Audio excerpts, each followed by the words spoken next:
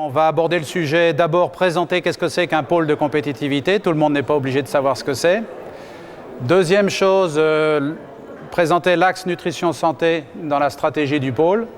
Et puis après, quelques exemples, quelques présentations. Donc, pôle de compétitivité.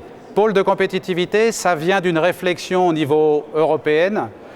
En 2000, à Lisbonne en 2000, les États membres ont pris comme orientation de dire on ne fait pas assez d'innovation en Europe et il nous faut atteindre le seuil de 3% du produit intérieur brut européen. Alors ils s'étaient engagés à l'époque, en 2000, ils avaient dit en 2010, pas de problème, on sera à 3%. On en est toujours à 2, quelque chose. L'objectif n'est pas atteint, mais l'idée, elle est toujours là. C'est-à-dire qu'en Europe, par rapport aux autres continents, on n'investit pas assez en innovation et en recherche, et en particulier du côté privé.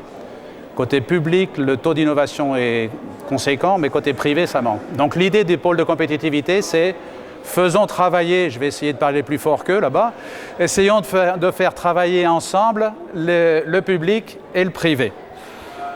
Et donc cette déclinaison de cet engagement, ça a été donc de lancer les pôles en 2005. Les pôles de compétitivité en France, il y en a actuellement 71. Et d'ailleurs ici, vous en avez quelques-uns. Vous avez certes Céréales Vallée, mais vous avez aussi Vitagora. Et il y a en France une quinzaine de pôles qui travaillent sur les thèmes de l'alimentaire, disons, ou les IA. Donc, pôle de compétitivité en Auvergne, il y a certes Céréales Vallée, mais il y a aussi un pôle mécanique et un pôle sur la viande. Actuellement, il y a un autre appel d'offres pour la création de nouveaux pôles liés aux éco-énergies.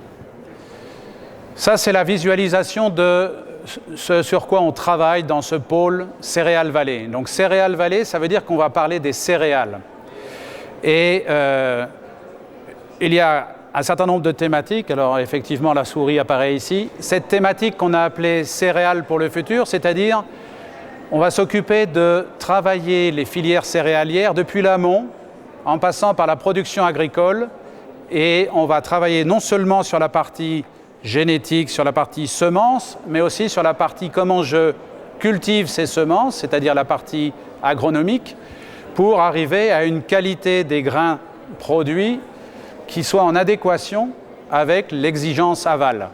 Et l'exigence aval, en fait, on a deux types d'exigences aval sur lesquelles on va développer les travaux du pôle.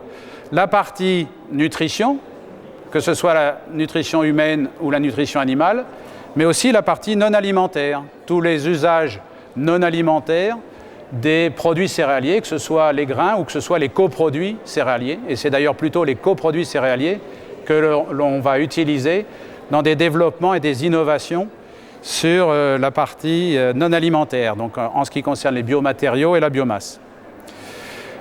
Tout ça, en fait, cette orientation de dire je vais optimiser les filières céréalières, c'est pour prendre en compte le fait qu'il faut optimiser non seulement au niveau de la production agricole, mais aussi du process aval, c'est-à-dire optimiser toute cette vision large depuis la demande et ce qu'on a à mettre dans le produit aval jusqu'à le plus amont, c'est-à-dire comment faire que la variété en question, elle ait les caractéristiques que l'on va attendre d'elle dans le produit fini.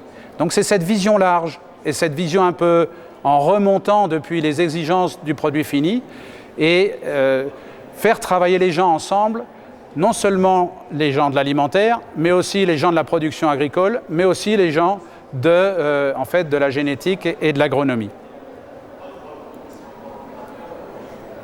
Donc dans le pôle, cette notion de continuum, on appelle ça cette notion d'agrochaîne, et on va la développer au niveau recherche et au niveau application. Et en fait, on va essayer de faire interagir l'un avec l'autre. C'est aussi un des axes des pôles, c'est de faire travailler la partie recherche, la partie industrielle, mais aussi la partie formation, les universités, les écoles, et de faire interagir ces trois ensembles avec des visions de recherche, certes, mais aussi des visions d'applications industrielles. Et donc c'est toute l'ambition, mais on n'est pas les seuls à avoir cette ambition, mais de faire travailler ensemble ces différents ensembles pour optimiser et donner de la compétitivité en fait à nos industries agroalimentaires qui sont sur le territoire. Adhérents du pôle de compétitivité. Un pôle de compétitivité, c'est des gens qui se mettent ensemble pour travailler. Dans le pôle Céréales Vallée, on est 65 adhérents. On représente environ 500 entreprises qui, en fait, au travers d'associations, adhèrent dans le pôle. Et on a structuré, en fait, et vous le voyez sur cette carte, l'essentiel de nos adhérents sont sur l'Auvergne. Là, on voit cette liste ici qui représente les gens qui sont en Auvergne. Mais vous remarquez aussi que dans les adhérents du pôle Céréales Vallée, il y a aussi des gens qui sont ailleurs en France. Et en fait, on a un pôle de compétitivité qui est très thématique et on va chercher les compétences là où elles sont en France. Quatre collèges d'adhérents. On a des adhérents qui sont des industriels. On a des adhérents qui sont des gens de la recherche ou de la formation. On a aussi des adhérents qui sont des gens qui sont intéressés par les filières céréalières, c'est-à-dire tous les syndicats, les associations qui nous soutiennent dans ces développements. Et puis on a aussi, très important, le collège 4. D'entrée de jeu, on s'est dit, nous, on va travailler sur les filières céréalières, mais on a besoin de s'appuyer sur d'autres compétences et d'autres pôles de compétitivité.